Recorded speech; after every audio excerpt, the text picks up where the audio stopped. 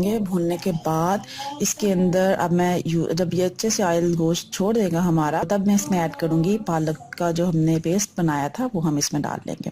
पालक को आपने बहुत ज़्यादा ग्राइंड नहीं करना, जस्ट आप 1 से 2 उसको राउंड आना चाहिए और आपने पालक बंद कर लेनी है। ज़बरदस्त ये जो देखें पालक हमारा पेस्ट है वो अब मैंने इसमें शामिल कर दिया। शामिल करने के बाद इसको हम अच्छे से भूनेंगे, तकरीबन 4 से 5 मिनट तक आप इसको अच्छे से गोश्त में मिक्स करने के बाद अच्छे से इसको भूने। और जब इसका ऑयल जो है ये हल्का सा ऑयल नजर आना शुरू हो, छोड़ दे पालक, तो फिर हम इसके अंदर ऐड करेंगे जो हमने बनाया था कॉर्नफ्लोर और दूध का मिक्स। देखे जी, तो हल्का सा ऑयल नजर आना, ऑयल छोड़ दिया पालक ने। अब हम इसमें शामिल करेंगे दूध और जो कॉर्नफ्लोर का मिक्सर हमने बनाया था वो हम इसमें शामिल करेंगे। ठीक है, ये देखें जबरदस्त सी जो पालक है। अब हमारा अब इसकी लुक बनेगी सेम वैसे जैसे हम शादियों पे खाते हैं, और टेस्ट डिलीशियस।